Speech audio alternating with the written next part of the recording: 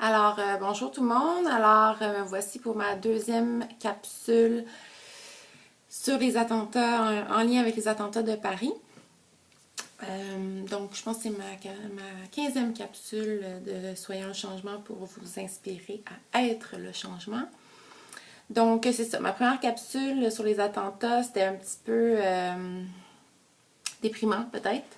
Donc, là, j'ai le goût de vous parler de quelque chose, en fait, la peur ou l'amour. Hein?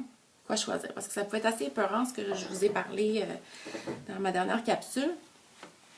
Donc, je ne sais pas si certains d'entre vous avez remarqué, mais ma photo de couverture dit la citation suivante. Je vais vous la traduire en français par la suite. Fear or fate. In both cases, you choose to believe in something that doesn't exist. Choose the one that leads you to your dreams, not the one that keeps you from them. Donc, peur ou foi. Dans les deux cas, tu choisis de croire en quelque chose qui n'existe pas. Choisis celle qui va te mener à tes rêves, pas celui qui va te tenir éloigné d'eux. Puis quand ça dit que ça n'existe pas, ni la peur, ni la foi, c'est qu'avoir peur à quelque chose ou avoir la foi en quelque chose, dans les deux cas, c'est quelque chose qui n'est pas là encore. Peut-être que ça va arriver, mais on ne sait pas.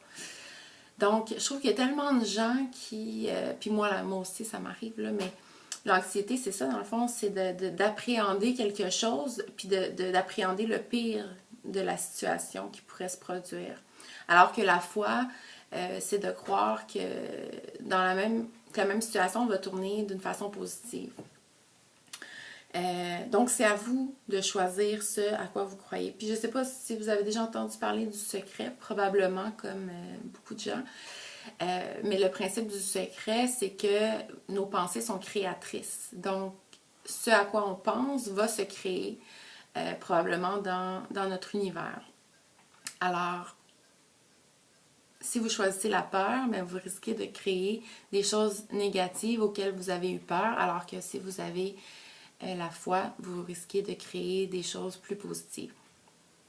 Donc, bon, ça vous donne une petite idée. Mais pourquoi encore, là, outre que créer des choses négatives, si vous ne croyez pas à ça, comme je vous avais parlé dans la première capsule, les personnes qui ont commandé les attentats, autant les attentats à Paris que les attentats à New York, que les attentats au Liban et plein d'autres qui se passent, la guerre qui se passe en Syrie, sont commandés par des gens qui veulent nous séparer.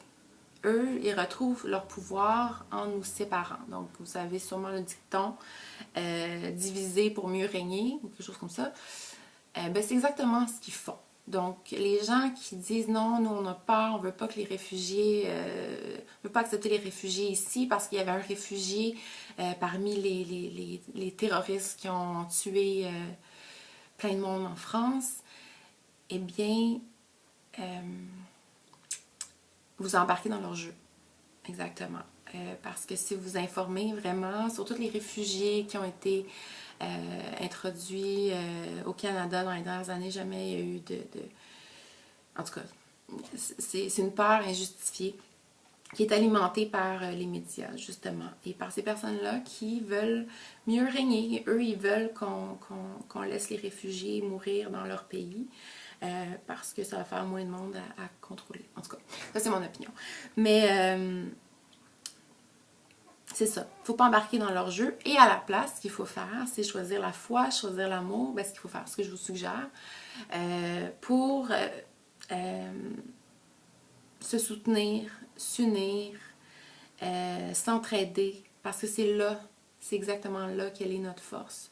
Donc là, si vous dites oui, mais c'est bien beau, là, je veux faire tout ça, mais comment faire des gestes concrets pour aider? Ça, je vous en reparlerai dans ma deuxième capsule, comment faire des choses au niveau plus planétaire. Mais maintenant, j'aimerais ça vous parler de petits gestes au quotidien que vous pouvez faire justement pour incarner le changement. Juste un petit geste de bonté à la conférence Inspire-toi la semaine passée.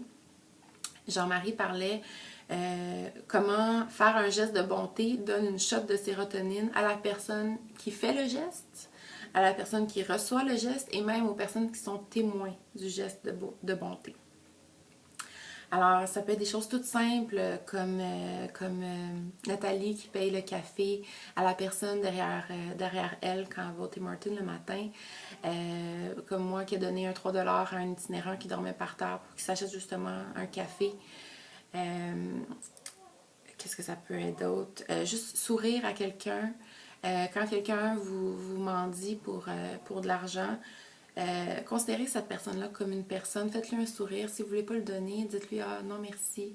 Passe une belle soirée. » C'est la moindre des choses. Puis vous allez voir à quel point ça fait du bien. Ça vous fait du bien à vous. Donc oui, c'est peut-être un peu égoïste, mais ça fait du bien à la personne aussi. Puis d'en parler aux gens, ou de partager ça sur Facebook. Il y a des gens qui peuvent dire « Ouais, mais c'est ça, tu veux juste le mérite d'avoir fait ce geste-là. » Mais non, en fait, moi, je veux vous donner une petite shot de sérotonine à vous aussi, qui est l'hormone du bonheur en passant. Donc voilà, il y a plein de façons de faire une différence, un petit geste de bonté, ça peut être tellement des petites choses. Mais si on en fait une petite chose comme ça à chaque jour, chacun de nous, je pense qu'on est bien parti pour changer le monde. Alors sur ça, je vous souhaite une super journée. À bientôt. Bye!